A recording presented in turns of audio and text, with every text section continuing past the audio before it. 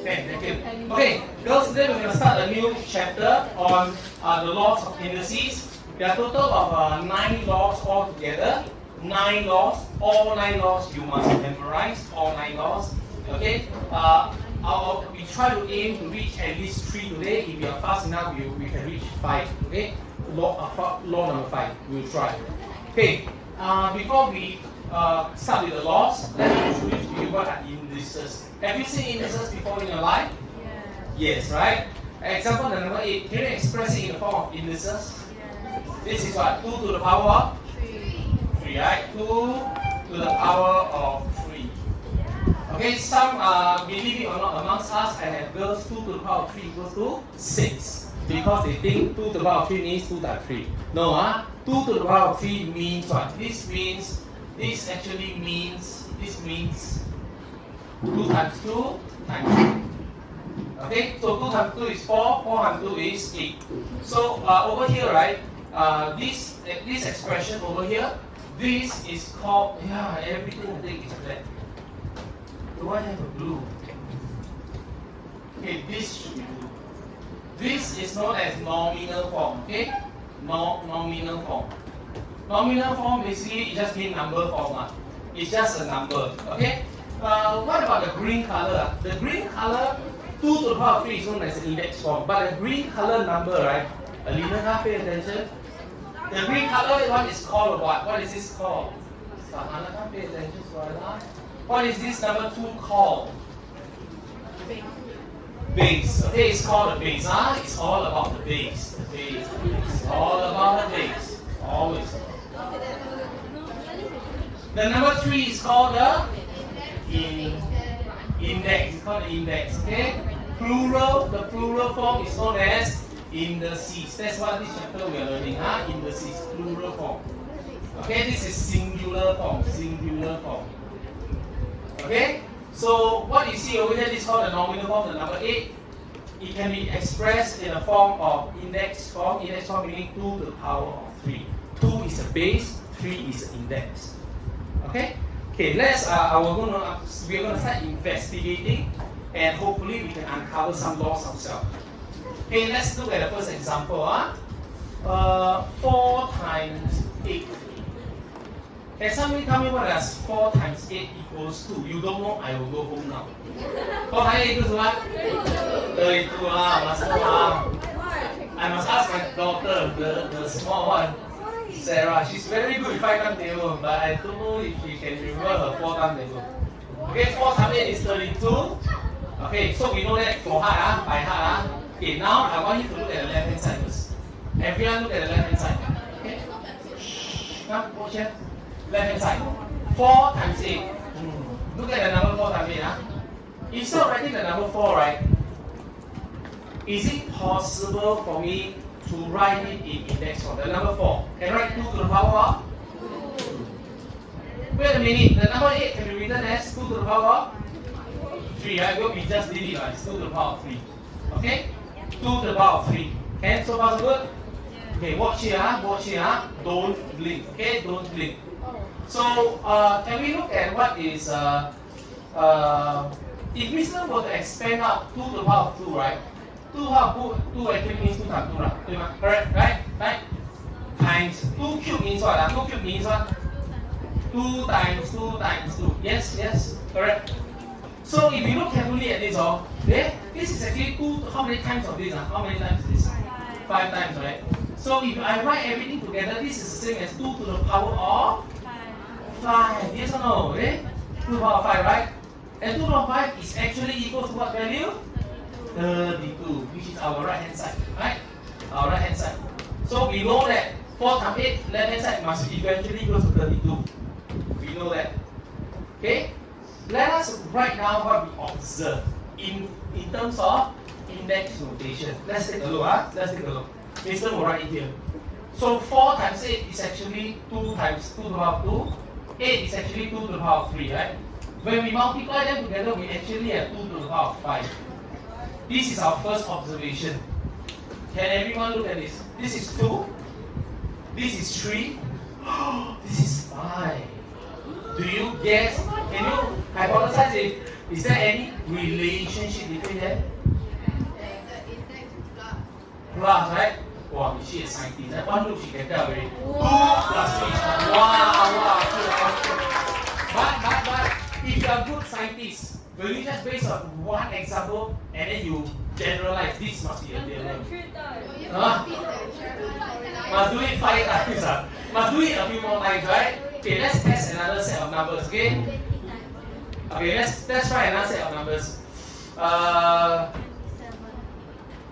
Okay, 27. 27 is 27. Another example, I have 27 and 81. Okay, giant numbers, giant numbers. I don't know what it is. Can somebody confirm with me what is 27 and 81 equals to? 218, 218. Okay. 217? 2187, so big? Okay, 2187. Okay. Now, let's test what Cat predicts. See if it's true. Okay. Okay, look, we just write down in index notation first, then we try what she says, okay? 27 can be written in the form of index of 3 to the power of 1. Somebody. 3 to the power of 3, right? 3 to the power of 3 is actually 27. What about 81 then? 3 to the power of what? 4. Okay, 3 to the power of 4, right? So if I have to multiply them together, I know that I can write this 3 times 3 times 3, right? I can write this 3 times 3 times 3 times 3. Then 3 to the power of 4 is also 3 times 3 times 3 times 3. So total how many times do I have them all together? 7 times.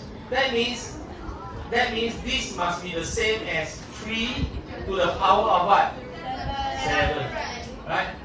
Okay? Means this is surely correct. Okay? Hey, are you sure? You haven't pressed the calculator yet? Okay, can we verify if this is true? 2187, press the calculator. Is it 3 to the power of 7? Is it really 3 to the power of 7? Yes, right? Wow. So what does that tell us? You're correct, right? So it tells us a very clear observation. That's why you see mathematics sometimes it's not hard to learn. It's all about observing patterns. Once you see this pattern, right? Then okay. Since you say you know you add them together, you get the power, right?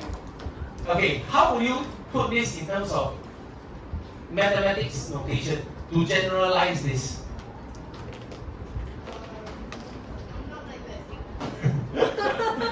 Not very sure. Sarah, do you know how to do this?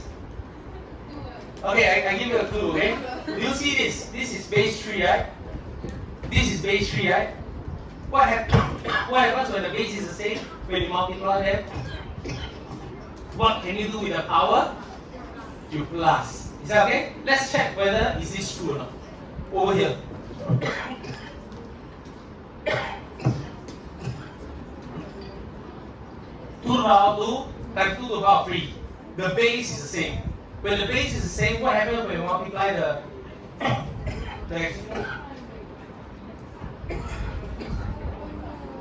what happens when you multiply the expression when the base is the same? What do you do with the power? You add them. Yes or no? Okay, so now if I want to generalize this, right? This is our law number 1, huh? So law number 1. Law 1. What's our law 1? Okay? A to the power of n multiplied by a to the power of n. When the base is the same, tell me what do I have? A to the power of m plus n. Is that okay? Cat's law. This is not Cat's law. Cat's law. Cat's law number 1. Cat's law. Go home and tell them, and you discover mathematics first law. A to the power n equals a to the power of m plus n. Okay?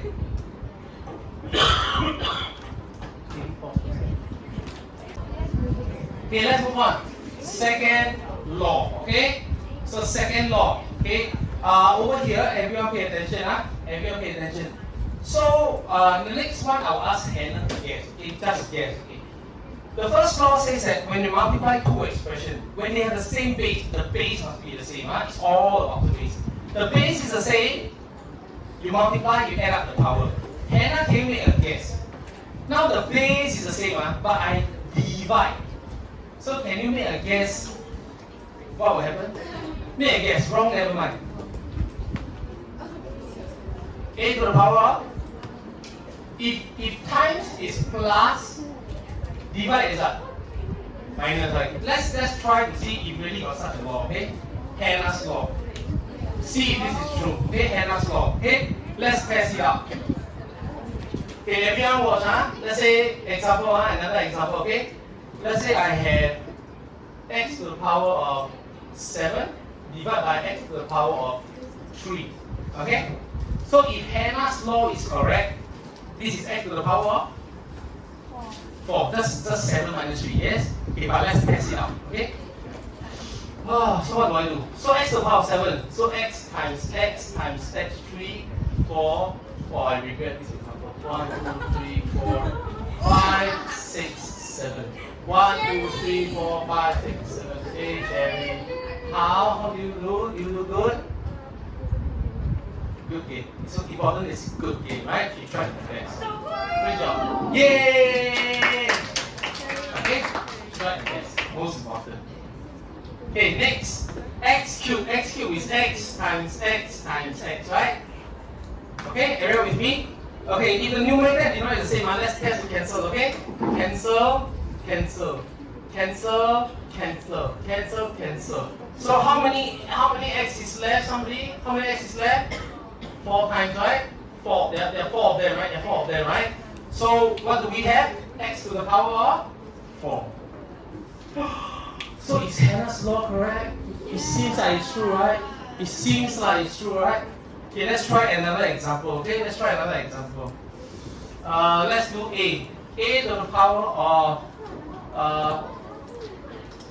12 divided by A to the power of divide by A to the power of 7. Okay, what is this equals to? Okay, so let's test it out. Hannah's law says this is A to the power of 5, right? Hannah's law says so on. But is it true? Let's test it out. If it's true, we can go back and confirm this. Okay, A to the power of 12 is equals to, why do I be so big numbers? 3, 4, 5, 6, 7, 8, 9, 10, 11, 12. Divide by A to the power of 7. 1, 2, 3, 4, 5, 6, 7. Okay, now the cancelling part. 1, 2, 3, 4, 5, 6, 7. How many times is left? Let me see. A to the power 1, 2, 3, 4, 5. So over here there are 5 times, right? So this will give me A to the power of 5. So everybody tell me, is this Hannah's theory true? Yes, so this will be called Hannah's theory, okay? So A to the power of m divided by A to the power of n is equal to A to the power of n minus n. Okay, why is this important? What if O level next year, instead of giving you such numbers, what if they give you, imagine, example, A to the power of 120 divided by A to the power of 70. Are you going to write 120 times of A? You're not. But because you know Hannah's law, this is A to the power of everybody. 120 minus 70 equals to what? Somebody? A to the power of 50, right? See? So you see how powerful Hannah's law is. So far so good? Okay, pause the video, copy down. Okay, last law, okay? Last law, then we will stop and then we will have D. Okay, let's look at this one. 2 to the power of 3 raised to the power of 4. Okay, 2 to the power of 3 raised to the power of 4. Let's ask ourselves. Come, Charlotte, watch here first.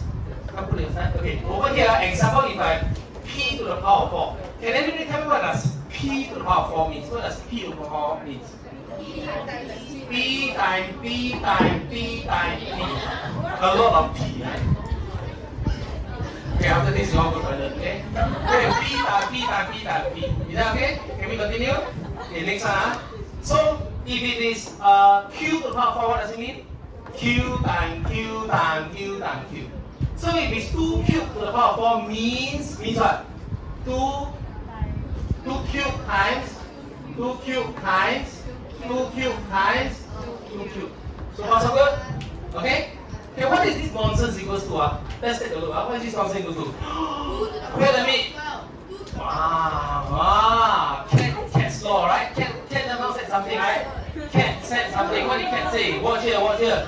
When you multiply expression with the same base, what can you do with the power somebody? You add them together, yes or no? So this is 3 plus 3 plus 3 plus 3. Also this 3 plus 3 plus 3 plus 3 equals to 12. Okay, please watch, please watch. Okay, Sophie, look at this, okay? This is 3, this is 4, this is 12. Make a guess. If you have a to the power of n raised to the power of n, so this is a to the power of it again. This 3, this 4, this 12, any relationship between them? M times n. Is that okay? Yes. Did you get P? Yes. Please go. All the best, okay? So m times n. So this is Sophie's law, okay? Sophie's law 3. A to the power of n times n. Okay, that is today's lesson. Let's see. Okay? 3 laws. I recap, so I'll close this with a summary. So today we learn these 3 laws. Okay? First law, cat's law. If you multiply two expressions with the same base, what do you do with the power? Pay attention, you multiply the same base, what do you do with the power? You add the power. Is that okay? A to the power m times a to the power n equals a to the power m plus n. Add up the power. Hannah's law, when you divide two expressions with the same base, what do you do with the power? Subtract n minus n. Okay, Sophie's law, third one, a to the power m raised to the power n. So this equals a to the power m times n. Is that okay? Okay? Okay, pause the video. Enough.